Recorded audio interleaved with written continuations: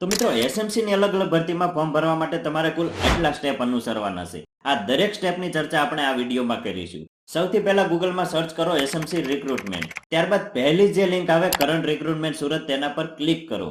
એટલે તમને આવું હોમ પેજ જોવા મળશે. અહીંયા તમારે જે ભરતીમાં ફોર્મ ભરવાનું હોય તેની સામેના એપ્લાય નાઉ બટન પર ક્લિક કરો.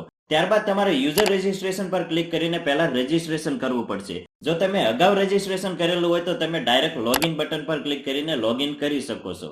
યુઝર રજિસ્ટ્રેશન પર ક્લિક કરશો એટલે આ મુજબનું ફોર્મ ખુલશે. અહીંયા તમારે બધી ડિટેલ ભરીને નેક્સ્ટ બટન પર ક્લિક કરવાનું છે.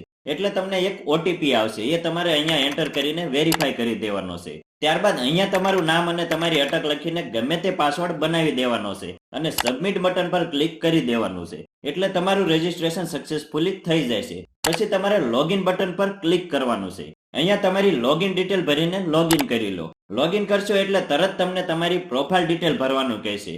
આ ડિટેલ તમે નહીં ભરો ને તો પણ ચાલશે. આ ડિટેલ તમે ડાયરેક્ટ ફોર્મ ભરતી વખતે પણ ભરી શકો છો. અને જો તમારે ઘણી બધી ભરતીમાં ફોર્મ ભરવાના હોય તો તમે આ પ્રોફાઇલ ડિટેલ ભરી નાખજો, જેથી કરીને તમારે વારંવાર આ ડિટેલ ભરવી ન પડે. આ બધી ડિટેલ ભરાઈ જાય પછી અપડેટ પ્રોફાઇલ પર ક્લિક કરી દો. પ્રોફાઇલ અપડેટ કરીને તમારે માય એપ્લિકેશન અથવા કરંટ રિક્રુટમેન્ટ પર ક્લિક કરવાનું છે. એટલે તમને અહીંયા બધી જાહેરાતો જોવા મળશે. તમારે જેમાં પણ ફોર્મ ભરવું હોય તેની સામેના એપ્લાય નાઉ બટન પર ક્લિક કરીને ફોર્મ ભરી શકો છો. જેમ કે તમારે ક્લાર્કમાં ફોર્મ ભરવું હોય તો તેની સામેના એપ્લાય નાઉ બટન પર ક્લિક કરો.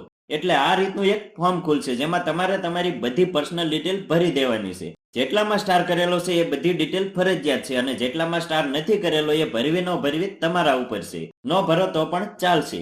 આ બધી ડિટેલ ભરીને સેવ એઝ ડ્રાફ્ટ પર ક્લિક કરી દો. ત્યારબાદ તમારે તમારી એજ્યુકેશનલ ક્વોલિફિકેશન અહીં ભરી દેવાની છે અને એડ ક્વોલિફિકેશન પર ક્લિક કરીને સેવ એઝ ડ્રાફ્ટ પર ક્લિક કરી દેવાનું છે. ત્યારબાદ જે ભરતીમાં એક્સપિરિયન્સ માંગેલો હોય તે લોકોએ અહીં પોતાનો એક્સપિરિયન્સ એડ કરી દેવાનો છે અને સેવ એઝ ડ્રાફ્ટ પર ક્લિક કરી દેવાનું છે.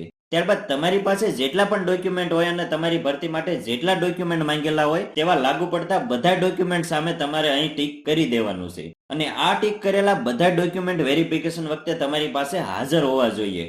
લાગુ પડતા બધા ડોક્યુમેન્ટની વેરિફિકેશન વખતે ખાસ જરૂર પડશે. ત્યારબાદ તમારે સબમિટ એપ્લિકેશન પર ક્લિક કરી દેવાનું છે. એપ્લિકેશન સબમિટ કર્યા બાદ તમારે તમારો ફોટો અને સાઇન અપલોડ કરી દેવાના છે. ત્યારબાદ તમને તમારી એપ્લિકેશનનો આખો પીડીએફ રિવ્યુ જોવા મળશે. આ પીડીએફ ને તમે ડાઉનલોડ પણ કરી શકો છો અને ફોર્મ ભરવામાં કોઈ ભૂલ થઈ હોય તો સુધારી પણ શકો છો.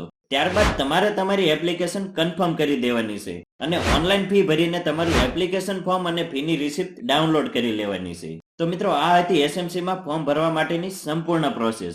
આ ભરતીની વધારે માહિતી માટે તમે ડિસ્ક્રિપ્શનમાં આપેલી લિંકની મુલાકાત લઈ શકો છો. તેમજ આજનો વિડીયો જોવા બદલ આપનો ખૂબ ખૂબ આભાર.